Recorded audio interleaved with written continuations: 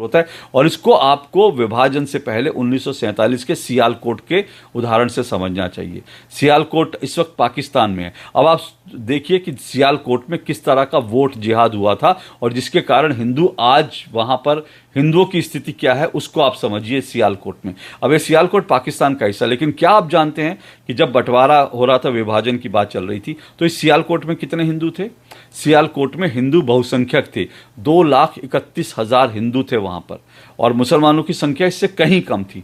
लेकिन क्या हुआ कि जब सियालकोट की बात हुई, सियालकोट पाकिस्तान में रहे, भारत में रहे, तो ये तय हुआ कि यहाँ जनमत संग्रह होगा, यहाँ वोट करवा लिया जाए, और वोट के बाद ये तय हो कि सियालकोट कहाँ जाएगा। जिसके पक्ष में वोट करेगा, अगर वो भारत के पक्ष में वोट करेगा तो भारत के पास, अगर पाकिस्तान के पक्ष में वोट करेगा तो पाकिस्तान के पक्ष। तो जनमत संग्रह के लिए वोटिंग शुरू हो गई। सोचिए, हिंदू 2,31,000 थे, मुसलमानों से ज़्यादा थे, लेकिन हुआ क्या? हुआ ये कि हिंदू अपने घरों में बैठे रहे और मुसलमानों ने सुबह से निकल करके सियालकोट पाकिस्तान में जाए इसके लिए वोटिंग करनी शुरू कर दी। अब जब मुसलमान जो घर से भर भर की संख्या में निकले, सामूहिक होकर, एकजुट होकर निकले, तो वो जो है वोटिंग जहां वोट हो रहा था वहाँ लंबी लंबी लाइनें लग गई। और हिंदू जो थे उन्होंने देखा कि अरे लंबी लाइन लगी है, चलो आराम से निकलेंगे, नाश्ता करके निकलेंगे। फिर देखा लाइन है, नाश्ता करने के बाद उन्होंने सोचा चलो अब खाना खा के निकलेंगे। खाने के बाद देखा अच्छा लाइन लगी, क्योंकि मुसलमान तो लाइनों में खड़े थे, लंबी लंबी लाइनों में खड़े थे। तो हिंदुओं को जो है उनको लगा कि क्या जरूरत है लाइन में खड़े होने की, मन करा और मौका लग गया तो वोट दे देंगे, नहीं देंगे तो क्या फर्क पड़ेगा हमारे वोट देने से।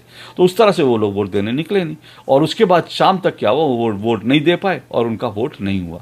वो घर में बैठे रह गए, खाना खाते, चाय पीते रहे और घर में बैठे आराम से बैठे रहे। मुसलमानों ने लंबी लंबी लाइनों में घंटों घंटों खड़े रहकर वोट दे दिया। और उसके बाद क्या हुआ, जब वो नतीजे आए ना, 55,000 से ज्यादा वोट जो हैं वो पाकिस्तान के पक्ष में गए, और वोटिंग का नतीजा ये रहा, 55,000 वोटों से पाकिस्तान जीत गया, हिंदुस्तान हार गया और सियालकोट पाकिस्तान के अंदर चला गया। तो ये सियालकोट की कहानी है। वोट जिहाद सियालकोट में भी हुआ था, और हिंदुओं की ज्यादा संख्या के बावजूद हुआ था। हिंदू वहां पिट गए क्योंकि वो घर में बैठे रहे। और उसके बाद क्या हुआ, उसके बाद सियालकोट में पहले तो हिंदुओं का कत्लेआम शुरू हुआ विभाजन के समय ही, और उसके बाद क्या हुआ, 1951 में जब जनगणना हुई तो उस सियालकोट में जहां हिंदू 2,31,000 थे, उस सियालकोट में हिंदुओं की संख्या 10,000 निकली, सिर्फ 10,000। और 2017 में जब काउंटिंग हुई, जब जनगणना हुई, तो हिंदुओं की संख्या वहां 500 निकली, और आज तो शायद वहां पर एक भी हिंदू ना, ऐसा भी बहुत संभव है। तो ये जो सियालकोट की कहानी है ना, ये बताती है कि वोट जिहाद ऐसा नहीं होता कि आप जो है कम संख्या वाले वोट जिहाद नहीं कर सकते।